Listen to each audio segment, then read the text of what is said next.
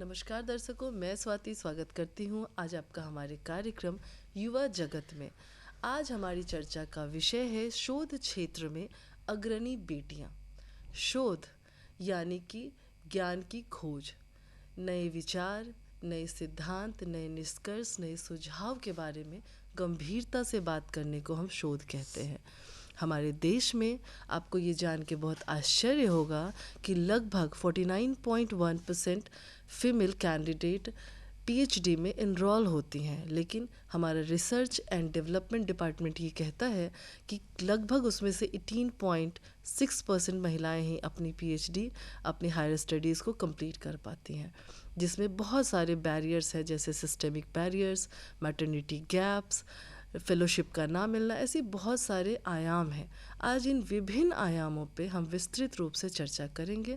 इसके लिए हमारे साथ स्टूडियो में मौजूद हैं कुछ शोधार्थी। आइए एक एक करके उनके बारे में जानते हैं। हम आपसे जानना चाहते हैं, आप अपने बारे में हमारे दर्शकों को बताइए। नमस्कार दर्शकों, मैं Ayesha Sarfaraz, research scholar, zoology department, Baba Saheb Bhimrao Ambedkar Bihar university से हूँ। जी, आपका बहुत बहुत स्वागत हमारे कार्यक्रम में। हम आपसे जानना चाहेंगे। नमस्कार, मैं कुमारी राका, रिसर्च स्कॉलर, विश्वविद्यालय इतिहास विभाग, बिहार विश्वविद्यालय मुजफ्फरपुर। जी, आपका बहुत बहुत स्वागत हमारे कार्यक्रम में। अब हम आपसे जानना चाहेंगे। नमस्कार, मैं लक्की कुमारी, शोधार्थी, बाबा साहब भीमराव अंबेडकर बिहार विश्वविद्यालय मुजफ्फरपुर से हूँ। जी, आप तीनों का हमारे कार्यक्रम में बहुत बहुत स्वागत है। आइए हम जानना चाहते हैं आपसे कि शोध को आप अपनी नज़र में कैसे परिभाषित करेंगे। मैम, एक शोध एक वैज्ञानिक और वस्तुनिष्ठ प्रक्रिया है जिसके द्वारा हम पहले से मौजूद समस्याओं के लिए नए तथ्यों का संकलन करते हैं और उन्हें प्रमाणित करने की कोशिश करते हैं। शोध की सफलता उसकी वस्तुनिष्ठता पर निर्भर करती है और शोध के द्वारा जिन नए तथ्यों का संकलन किया जाता है या जिन नए विषयों की खोज की जाती है वो निश्चित रूप से समाज के या राष्ट्र के विकास में अपना अग्रिम योगदान देते हैं, चाहे वो चिकित्सा का क्षेत्र हो, विज्ञान का क्षेत्र हो, स्वास्थ्य सेवाएं हो या कृषि हो। हर जगह शोध के माध्यम से नई नई टेक्नोलॉजी आ रही है, नए तथ्य सामने आ रहे हैं और ये देश के विकास में अपनी एक महत्वपूर्ण भूमिका निभा रहे हैं। पहले समय जो जानकारी नहीं थी या जो हमारे पास संसाधनों का अभाव था, ज्ञान का अभाव था, उसी शोध के माध्यम से हम पूरा करने की कोशिश करते हैं। जी बिल्कुल, आपने बहुत सही बताया। अब हम जानना चाहते हैं लकी से। लकी, आपको शोध की प्रेरणा किन से मिली? जब मैं पीजी कर रही थी एमडीडीएम कॉलेज मुजफ्फरपुर से, तो वहाँ हिस्ट्री डिपार्टमेंट की हेड थी कल्पना झा। मैं जब उनको देखती थी तो मुझे लगता था कि हाँ, मुझे भी पीएचडी करनी चाहिए। प्रेरणा उन्हीं को देखकर मिली। जी, ये बहुत अच्छी बात है कि आपके जो मेंटोर हैं वही आपके प्रेरणा के स्रोत हैं। आइए हम आयशा से जानते हैं कि आपका शोध का विषय क्या है और उसके बारे में हमारे दर्शकों को बताइए। जी, मेरे शोध का विषय है इंसेक्ट पॉलिनेटर डाइवर्सिटी और उनके फोरेजिंग बिहेवियर से रिलेटेड है। जी, अगर आम भाषा में हम बोले, सरल भाषा में, तो ये इंसेक्ट्स यानी जिनको हम कीट बोलते हैं, ये कैसे अलग अलग फूलों पर आते हैं, उन पर कितने समय रहते हैं और उनके पॉलिनेशन में इनका क्या योगदान है। तो मेरा रिसर्च इसी पर है। जी, बहुत अच्छा टॉपिक है। हम आगे भी इस पे बारे में चर्चा करेंगे कि ये कैसे हमारे लिए सार्थक है। हम आप लोगों से भी जानना चाहेंगे कि आपका शोध का विषय क्या है। मैम, मेरे शोध का विषय औपनिवेशिक बिहार में महिला शिक्षा का विकास 1912 से 1947 तक। जी, कोई ख़ास वजह थी कि आपने उस एरा को ऑप्ट किया? मैम, वुमेन एजुकेशन पे काम करने की मेरी इच्छा थी और मुझे लगा कि औपनिवेशिक काल में जिस तरह से शिक्षा की नींव पड़ी, जो महिलाओं की भूमिका थी और जो उस समय की राजनीतिक सामाजिक स्थिति थी, भारत का औपनिवेशिक गुलाम था ब्रिटेन का, तो धीरे धीरे शिक्षा और उसमें महिलाओं की जो स्थिति थी वो बहुत अच्छी नहीं थी। पर्दा प्रथा थी, बाल विवाह जैसी बहुत सारी कुरीतियाँ समाज में मौजूद थी। तो कैसे उन समस्याओं का सामना करते हुए महिलाओं ने अपनी एक भूमिका और हिस्सेदारी निश्चित की शिक्षा के क्षेत्र में, उस पर मेरे ख्याल से काम बहुत कम हुआ था और मुझे लग रहा था कि वो एक ऐसा शोध क्षेत्र है जिसके कुछ पहलू अनछुए रह गए हैं। तो मेरे अंदर जिज्ञासा शोध विषय को चुना काम करने के लिए। जी, आपके शोध का जो दृष्टिकोण है वो बहुत अच्छा है कि महिलाओं के उत्थान के लिए आप सोच रही हैं कि जो समय जो चीज़ें थीं उसके बाद भी उनका क्या स्टेटस था डेवलपमेंट में, तो उसके बारे में कर रहे हैं। अब हम आपसे जानना चाहेंगे कि आपके शोध का विषय क्या है। मेरे शोध का विषय है औपनिवेशिक काल में अकाल, बिहार के संदर्भ में विशेष अध्ययन। जी, हम ये जानना चाहेंगे कि आप हमें थोड़ा सा बताइए कि आपका शोध हमारे समाज के लिए कैसे सार्थक है। मेरा शोध समाज के लिए मतलब जब औपनिवेशिक काल थी, उस टाइम अंग्रेजी शासन थी। जी। अंग्रेजी शासन थी तो वो किसानों पे अत्याचार करते थे, लगान वसूल करते थे और अपने फ़ायदे के लिए अत्याचार करते थे। जी। इससे अभी के लिए ये है कि हम उससे सीख सकते हैं कि अगर वैसी परिस्थिति आती है तो हम उससे कैसे निपट सकते हैं, कैसे समाज को आगे बढ़ा सकते हैं। जी बिल्कुल, बहुत सही कहा आपने। हम जानना चाहते हैं आयशा से। आयशा, आपने जो टॉपिक चुना है, तो आपको क्या लगता है कि आपका टॉपिक समाज के लिए कितना हितकारी है? जी बिल्कुल, मेरा जो टॉपिक है इंसेक्ट पर, ये हमारे समाज के लिए बहुत हितकारी है। क्योंकि देखिए, ये इंसेक्ट्स या ये जो कीट हैं, इनको हम सिर्फ इसी नज़रिए से देखते हैं कि ये हानि पहुंचा रहे हैं, जी। हमारे लिए परेशानी का सबब बन रहे हैं। लेकिन हकीकत ये है कि ये इंसेक्ट जो हैं, ये पॉलिनेशन में बहुत बड़ा योगदान दे रहे हैं। ये फूल पर बैठते हैं। जी। जैसे कि एक डाकिया होता है ना, वो एक जगह से दूसरी जगह चिट्ठी पहुंचाने का काम करता है। जी। ठीक उसी तरह से ये जो कीट हैं, ये एक फूल से पोलन को दूसरे फूल तक पहुंचाते हैं, और इसी की वजह से उस फूल में फल आता है, उसमें बीज आता है। जी। आज हमारी थाली में ये जो फल, सब्ज़ी, दाल, चावल, रोटी जो भी हम खा रहे हैं, ये इन इंसेक्ट्स का ही योगदान है कि ये आज तक हम तक पहुंचा है। तो इस तरह से हम कह सकते हैं जी। ये एग्रीकल्चर में, फूड सिक्योरिटी में जी। एक बहुत बड़ा रोल प्ले कर रहा है। ये बहुत सही बात कही आपने। आज के समय में इतनी टेक्नोलॉजी डेवलप हो रही है, इतने सारे पेस्टिसाइड्स बन रहे हैं, लेकिन किसानों को भी कई बार बहुत जानकारी नहीं होती है। वो पेस्ट स्प्रे करते हैं और उसमें अच्छे जो कीट हैं वो भी मर जाते हैं। तो मैं आशा करती हूँ कि इन्होंने जो जानकारी दी है वो आप सबको अच्छी लगी होगी और हमारे किसान भाई भी इससे सीख सकते हैं, ना सिर्फ बेटियाँ। अब अपनी चर्चा को थोड़ा आगे बढ़ाते हैं और जानते हैं कि इसमें जो बहुत सारी फेलोशिप है या जो इसमें चयन की प्रक्रिया है वो कैसी होती है और इनके बारे में आपको भी कितनी जानकारी है। ठीक है राका, आपसे जानते हैं। मैम, पीएचडी में एडमिशन के लिए अब तक जो प्रोसेस था वो ये था कि बिहार सरकार और यूनिवर्सिटीज़ अलग अलग एग्ज़ाम कंडक्ट करती थी। यूनिवर्सिटी के थ्रू पैट एंट्रेंस टेस्ट होता था, जिसके थ्रू जो शोधार्थी हैं वो एडमिशन ले सकते थे। लेकिन अब यूजीसी के नए रेगुलेशन में ये बात आई है कि जो यूजीसी एग्ज़ाम कंडक्ट करता है, नेट जेआरएफ, उसी में पीएचडी वनली करके एक नया सेक्शन ऐड किया गया है, जिसके थ्रू शोधार्थी पैट में एडमिशन के लिए एलिजिबल हो जाएंगे। जहाँ तक बात फेलोशिप की है, तो फेलोशिप मैम शोधार्थियों को यूजीसी के द्वारा भी मिलती है आर्ट्स के क्षेत्र में, साइंस में साइंस में सीएसआईआर के द्वारा दी जाती है। ना सिर्फ सीएसआईआर, बहुत सारी लैब है, डीबीटी है, आईसीएमआर जी है। मैम, विज्ञान के सेक्टर में मुझे बहुत बहुत ज़्यादा जानकारी नहीं है। मैं आर्ट्स के बारे में बताना चाहूँगी कि यूजीसी की तरफ से जूनियर रिसर्च फेलोशिप दी जाती है 3 साल के लिए, जो कि आगे चल के 2 साल के लिए एसआरएफ सीनियर रिसर्च फेलोशिप में कन्वर्ट हो जाती है। इसके अलावा आईसीएचआर है, Indian council of historical research, वो फेलोशिप देता है। आईसीएसएसआर से फेलोशिप मिलती है, जो कि पीएचडी में एनरोलमेंट के बाद शोधार्थी उसका लाभ उठा सकते हैं। इसके अलावा एक राजीव गांधी फेलोशिप है। तो ये सारे फेलोशिप है जो सरकार के द्वारा दिए जा रहे हैं, और इसका फ़ायदा कहीं ना कहीं शोधार्थियों को उनके क्षेत्र में आगे बढ़ने में काफ़ी ज़्यादा मिलता है। जी, आपने बहुत अहम जानकारी दी, क्योंकि सबसे इम्पॉर्टेंट बात ये होती है कि मास्टर्स के बाद बहुत सारी बेटियों को ये पता ही नहीं होता है कि हम आगे क्या कर सकते हैं, चयन की प्रक्रिया क्या है, हम कैसे पैट दे सकते हैं। क्योंकि जो भी एग्ज़ाम कंडक्ट होता है वो टोटल का 1% ही सिलेक्शन होता है। उसके अलावा आप स्टेट यूनिवर्सिटी से करते हैं, आपको फेलोशिप की जो व्यवस्था है वो हर जगह नहीं है। तो मैं आपसे जानना चाहूँगी लकी, आप हमें बताइए कि क्या आपको फेलोशिप मिल रही है, और अगर नहीं मिल रही है तो इसका आपके शोध पे क्या कुछ प्रभाव पड़ रहा है? जी मैम, मुझे फेलोशिप नहीं मिल रही है और इसका शोध पे प्रभाव ये पड़ रहा है कि जो भी मुझे करनी पड़े खुद से करनी पड़े। इसमें बहुत सारी आर्थिक परेशानियां भी आ रही हैं।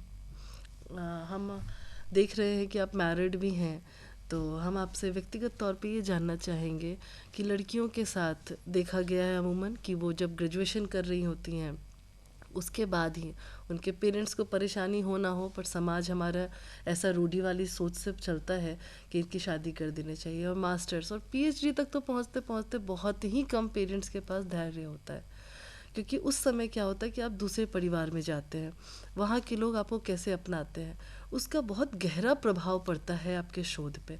तो मैं आपसे जानना चाहती हूँ कि जब आपकी शादी हो गई तो क्या आपके शोध पे इसका प्रभाव पड़ा? मैम मेरी शादी तो हाल फिलहाल हुई है, जी। लेकिन अभी तक मेरे घर वाले मतलब मेरे पापा मेरे भाई उन्होंने काफ़ी सपोर्ट किया है। जी। हालांकि जैसे कि हम समाज में देखते हैं कि हमसे बहुत छोटी लड़कियां थी जिनकी शादी कर दी गई, जी। पर वहाँ मेरे पापा का कहना था कि नहीं तुम पढ़ सकती हो, पढ़ो। उन्होंने बहुत सपोर्ट किया। मैंने आज से मतलब 20 दिन पहले शादी की, लेकिन मुझे ऐसी फैमिली ऐसे ससुराल वाले मिले जो कि मुझे आज भी बहुत सपोर्ट कर रहे हैं। मतलब कहें कि जितने मेरे पापा करते थे उतने ये लोग भी सपोर्ट कर रहे हैं। तो बस मैं यही कहना चाहूँगी कि अगर लोगों का सोच बदल जाए तो कोई बेटी आगे बढ़ सकती है, कोई बहू आगे बढ़ सकती है। जी बिल्कुल, ये बात इन्होंने बहुत सही कही। और मेरा इनके कहने के बाद एक आग्रह भी है पेरेंट्स से भी और उनके एक्सटेंडेड फैमिली से भी कि बेटियां बहुत अच्छा कर सकती हैं, वो बहुत अग्रणी हो सकती हैं। आप उनको मौका दीजिए, आप उनके साथ कदम से कदम मिला के चलिए, फिर देखिए हमारी बेटियां कहाँ तक उड़ पाती हैं। आइए अपनी चर्चा को थोड़ा और आगे बढ़ाते हैं और जानते हैं आयशा से कि क्या आपने अभी तक पीएचडी के लिए जो मैंडेटरी चीज़ें होती हैं, जैसे रिसर्च के लिए कॉन्फ्रेंस चाहिए, सेमिनार चाहिए, पेपर पब्लिकेशन चाहिए, ऐसे कार्य में आप लोग कितना सक्रिय हैं? देखिए, मेरा मानना है कि जब आप रिसर्च में जाते हैं तो सबसे पहला तो आपका जो है गाइड का आपके जो एक सपोर्ट होता है या उनका मार्गदर्शक जिसको हम कहते हैं, वो बहुत महत्वपूर्ण है। जी। आपका जो रिसर्च टॉपिक है उसको चूज़ करना, रिसर्च की प्लानिंग करना, मेथोडोलॉजी को समझना, डेटा एनालिसिस करना और साथ साथ पेपर राइटिंग जो होती है, जो आप रिसर्च पेपर लिखते हैं अपना, इन सब में आपके गाइड का बहुत बड़ा मार्गदर्शक है और वो एकदम सही दिशा दिखाते हैं आपको, तभी आप कुछ कर सकते हैं। जी, हम आपसे एक चीज़ और यहाँ पे मैं बोलना चाहूँगी कि अगर देखा जाए तो शोध साधना का ही स्वरूप है। इसमें व्यक्ति की अभिरुचि और उसकी क्षमता अगर दोनों का समन्वयन है तो आपका पीएचडी, आपका शोध कार्य बहुत अच्छा हो सकता है। एक मार्गदर्शक जिसको हम कहते हैं शोध निदेशक, या आमतौर पे हम उनको गाइड या हमारे मेंटोर कहते हैं, उनकी ये वास्तविक रिस्पॉन्सिबिलिटी भी है और उनका ये स्वाभाविक गुण भी होना चाहिए कि वो क्षमता देख के अपने स्टूडेंट को काम दे और उनसे फिर उतना काम करवा ले। तो इस हिसाब से, इस लिहाज से मार्गदर्शक का जो रोल है वो बहुत इम्पॉर्टेंट हो जाता है, क्योंकि हम कई बार सुनते हैं कि गाइड का सपोर्ट नहीं है। तो हम आप तीनों से बारी बारी से जानना चाहेंगे कि आपके शोध में कितना आपके जो गाइड हैं उनका रोल कैसा है, आपसे जानना चाहेंगे। जी, मैं ख़ुद को बहुत खुशकिस्मत मानती हूँ कि मेरे गाइड डॉक्टर ब्रजकिशोर प्रसाद सिंह, उनका बहुत बड़ा सपोर्ट रहा है मेरे रिसर्च जर्नी में। गाइड की बात जब करते हैं हम, तो जो रिसर्च स्कॉलर होते हैं ना, उनकी सोच को एक अच्छे रूप में लाने का जो काम करते हैं वो हमारे गाइड ही करते हैं। किसी भी तरह का कन्फ्यूज़न हो रहा है रिसर्च के दौरान, किसी तरह की परेशानी हो रही है, तो गाइड अपने अनुभव से उसको एकदम सही दिशा दिखाते हैं। कह सकते हैं कि वो हमारी सोच को डेवलप करते हैं और साथ ही साथ हमारे जो गाइड हैं वो हमें समझाते हैं कि कैसे ईमानदारी से काम करना है, मेहनत से काम करना है, लगन से काम करना है। तो आज मैं अपने शोध को इतना आगे तक लेके आई हूँ, इसमें सबसे बड़ा जो रोल है वो मेरे गाइड का ही है। हम आपसे भी जानना चाहेंगे कि आपके शोध कार्य में आपके जो मेंटोर हैं उनकी क्या भूमिका रही है और अभी आप किस तरह से काम कर रहे हैं, जैसे सर्वे वर्क है या आप क्या काम कर रहे हैं, हम इसके बारे में जानना चाहते हैं। मैम, जैसा कि अभी हमारी मित्र ने कहा, गाइड का बहुत महत्वपूर्ण रोल होता है।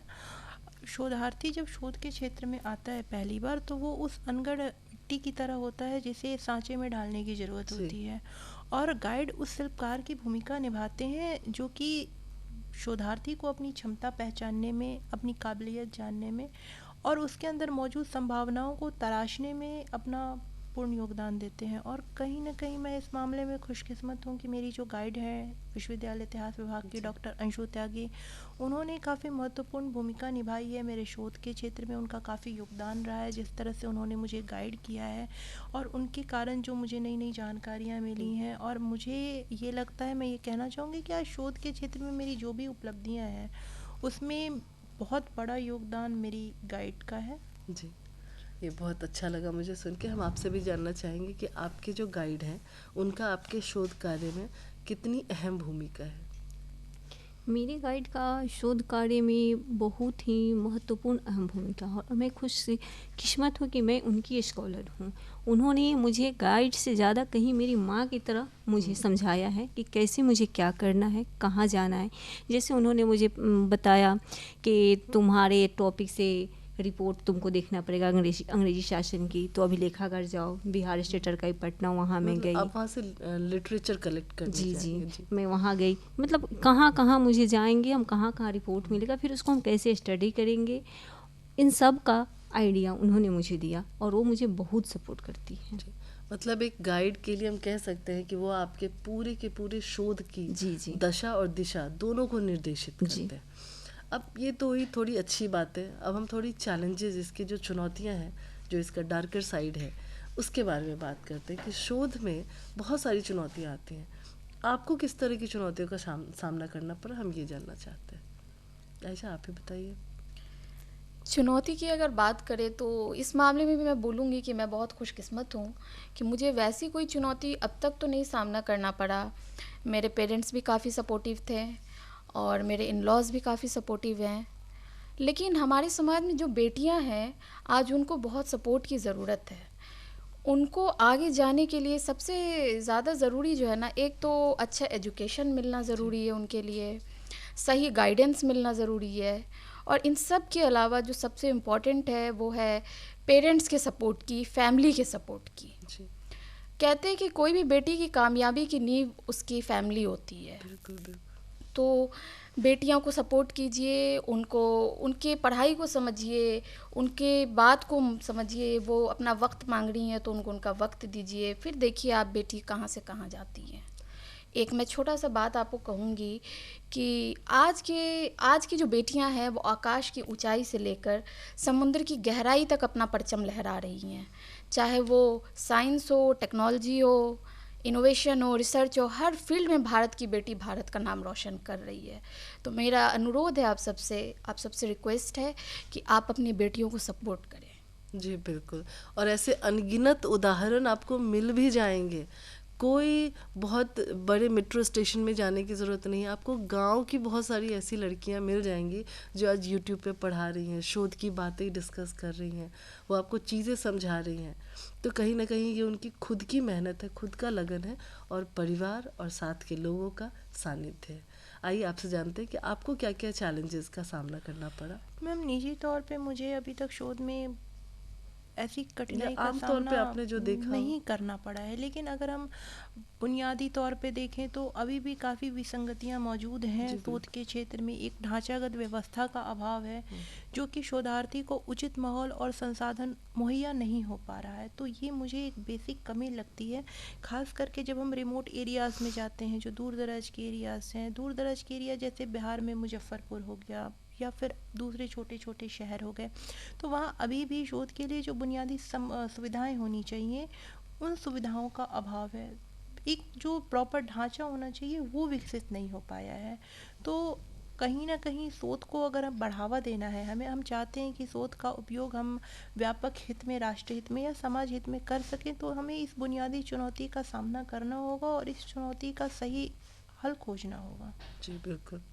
अब हम आपसे जानना चाहते हैं कि मैं निजी तौर पे नहीं जानना चाहती हूँ, लेकिन आपको, आपके साथ भी जो बहुत सारे शोधार्थी हैं जिनमें लड़कियां हैं खास करके, या जो नॉर्मल भी स्टूडेंट्स हैं, उनको किस तरह के चैलेंजेस फेस करने पड़ते हैं? जैसे बहुत सारी जानकारियाँ नहीं मिल पाती हैं, बहुत सारे, अगर हम अच्छे यूनिवर्सिटीज़ को देखें, अगर हम बहुत अच्छी लैब को देखें, उतनी व्यवस्था हमारे पास अभी नहीं है। तो उन सारे चैलेंजेस को आप कैसे ओवरकम करते हैं, या आपके गाइड आपको कैसे सपोर्ट करते हैं? जैसे कि मतलब अभी जो होना चाहिए बहुत जगह ऐसी है कि कमी भी है, जैसे कि बहुत सारे लाइब्रेरी में है वो व्यवस्था नहीं है जो मिलनी चाहिए। तो वहाँ पे गाइड एक सपोर्ट करते हैं कि अच्छा तुम्हें ये चीज़ ढूंढना है, ये चीज़ लाना है वहाँ पे। तो वो चीज़ गाइड जब सपोर्ट करते हैं तो कोई भी स्कॉलर हो तो वो चीज़ करके वहाँ जाता है, फिर ढूंढता है, लाता है वो अपने मेहनत से। इसमें और रहा सवाल कि बहुत सारे चैलेंज आते हैं, जैसे कि आर्थिक तंगी जो बहुत बड़ी है अभी के टाइम में। उसमें बहुत सारे ऐसे हैं लड़कियां जिनकी शादी ब्याह हो जा रही, वो पढ़ाई छोड़ दे रहे हैं, वो भी एक है जो सामाजिक है। इन सब से आगे बढ़ना होगा, लोगों को सोचना होगा कि हम क्या ऐसे करें कि मेरी लड़कियां आगे बढ़ सके और कुछ कर सके। तो इसके लिए करना भी होगा। ये हमारे डिपार्टमेंट से, जैसे आप अभी अपकमिंग आप शोधार्थी हैं, आप लोग काम कर रहे हैं, तो कल को आप क्या करना चाहेंगे ऐसा काम कि जो आपके जूनियर्स हैं वो आपको देख के प्रेरणा माने? आपके दिमाग में ऐसी क्या सोच है कि जिसके लिए आप सब सोच रहे होंगे? क्योंकि शोध का मतलब ही है कि आपका शोध समाज राष्ट्र हित में हो, आपसे 10 लोग इंस्पायर हों और बेटियां खास करके इस फील्ड में और ज़्यादा से ज़्यादा आए। क्या ऐसी कोई बात है कि जिससे आपको लगता हो कि आपने किसी एक को भी अगर प्रेरित किया हो? ऐसी कोई बात है, अगर है तो आप बता सकते हैं। जी, कोई भी जूनियर हो, अगर कहीं उन लोगों को मेरी हेल्प चाहिए होती है, कुछ पूछना होता है, तो मैं बेहिचक उनका हेल्प करती हूँ, और एक सीनियर के नाते नहीं, एक दोस्त के नाते जी, ताकि वो अच्छा से अच्छा कर सके। जो परेशानी और लोगों की होती है उन लोगों को नहीं हो। हम शुभकामना भी करेंगे और हम चाहेंगे कि जो हमारे शोधार्थी हैं वो खुद को बहुत धरातल पर रखकर अपने से जूनियर्स को, क्योंकि मास्टर्स के बाद जैसे ही हम शोध में जाते हैं परसेंटेज फीमेल का तो खास करके बहुत कम हो जाता है। विगत कुछ 10 सालों में ये नंबर बढ़ा है, लेकिन उतना नहीं बढ़ा है क्योंकि ये बीच में कहीं ना कहीं ड्रॉप हो जाता है। इसके लिए बहुत सारी चीज़ें हैं, बहुत सारे प्रोग्राम्स बनाए गए हैं जो गवर्नमेंट ऑफ इंडिया के हैं, जैसे कि उसमें से DST है जो कि एक फ्लैगशिप इनिशिएटिव है। तो हम जानना चाहते हैं कि क्या साइंस के स्ट्रीम में आपके पास कोई ऐसी जानकारी है कि क्या और कर सकते हैं जिनका PhD छूट गया है, वो कैसे कर सकते हैं अपने PhD को कंटिन्यू?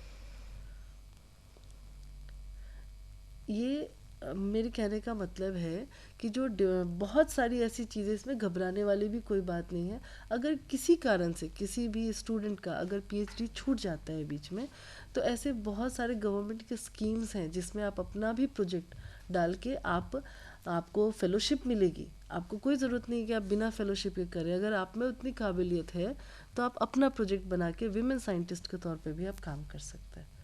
अब थोड़ा हम जानना चाहते हैं कि क्या अभी तक आपने रिसर्च पेपर या कॉन्फ्रेंसेस अटेंड किए हैं, या आपके डिपार्टमेंट ने ऐसी कोई सुविधा उपलब्ध कराई है कि आपको भेजा गया, या आप खुद भी निजी तौर पे गए हो?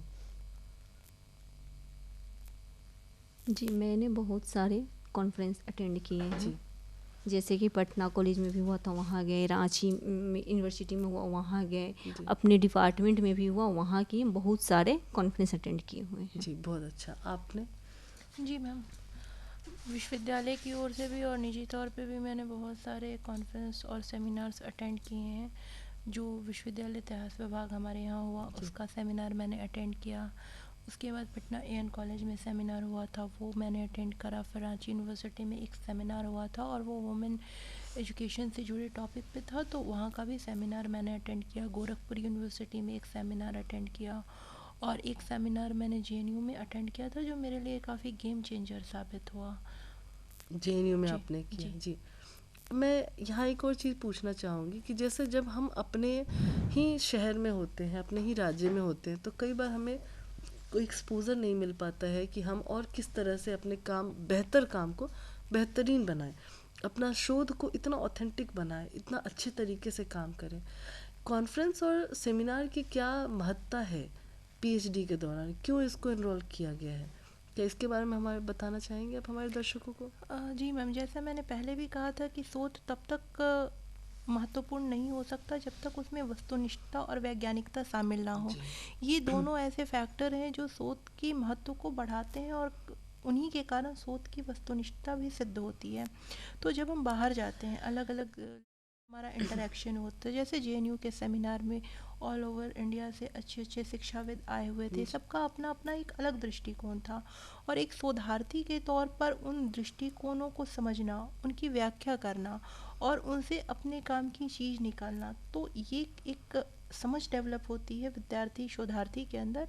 और सेमिनार कहीं ना कहीं हमारे शोध कार्य में महत्वपूर्ण भूमिका निभाता है। ये हमारे कार्य को एक दिशा प्रदान करता है, एक गति प्रदान करता है।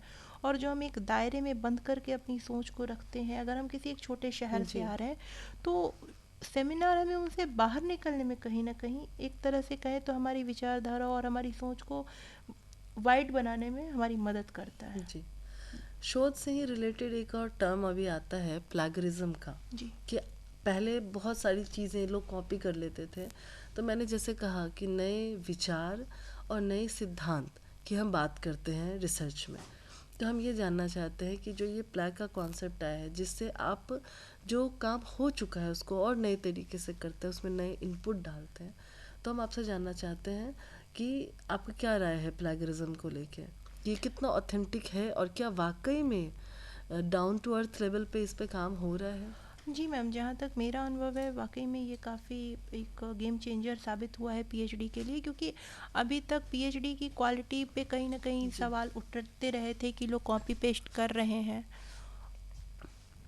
और मतलब ये एक सवाल उठता रहता था हमेशा पीएचडी की वस्तुनिष्ठता पे। लेकिन प्लैगरिज्म आने से, जैसा यूजीसी का नियम है कि अगर आपका 10% से ज़्यादा आता है तो आप को वापस से काम करना पड़ेगा, तो ये कहीं ना कहीं शोधार्थियों के अंदर ये एक समझ डेवलप हुई है कि हमें कॉपी पेस्ट नहीं करना है। जैसा मैंने पहले भी कहा था कि वस्तुनिष्ठता बनी रहनी चाहिए, तो प्लैगरिज्म आने से उस वस्तुनिष्ठता और वैज्ञानिक विधि को आगे बढ़ने में सहायता मिली है, और पीएचडी की स्वीकार्यता भी कहीं ना कहीं उससे प्रभावित हुई है और बढ़ी है। जी, आप तीनों ने तो बहुत सारी जानकारी दी। हम संक्षेप में जानना चाहेंगे कि आप हमारे दर्शकों को क्या संदेश देना चाहते हैं, हमारी बेटियों को? मैं हमारी बेटियों को यही संदेश देना चाहती हूँ, हमारी बेटियों से ज़्यादा मैं उनके परिवार को संदेश देना चाहती हूँ कि आप अपनी बेटियों को प्रोत्साहित कीजिए, उनको आगे बढ़ने का मौका दीजिए, फिर देखिए वो अपना परचम कैसे लहराती हैं। जी, बहुत अच्छी बात कही आपने। आप लोग भी संक्षेप में जी आप मैसेज देना चाहेंगे? मैं अपनी बहनों को यही संदेश देना चाहूँगी कि शोध का क्षेत्र काफ़ी व्यापक है, असीम संभावनाएं हैं, और आप इस क्षेत्र से जुड़ करके अपने समाज के लिए, अपने राष्ट्र के लिए, उनके विकास में एक अग्रिम भूमिका निभा सकती। दर्शकों, हमारे साथ थे 3 रिसर्च स्कॉलर्स, 3 शोधार्थी, जिन्होंने हमें बहुत महत्वपूर्ण जानकारी दी। ये कार्यक्रम सिर्फ एक कार्यक्रम नहीं है, ये एक संकल्प है। संकल्प कि बेटियों को पंख मिले, संकल्प कि बेटियां अपने रिश्तों से ना जानी जाएं, बेटियां अपने काम से अपनी पहचान बनाएं और शोध से सम्मान की ओर अग्रसर हों।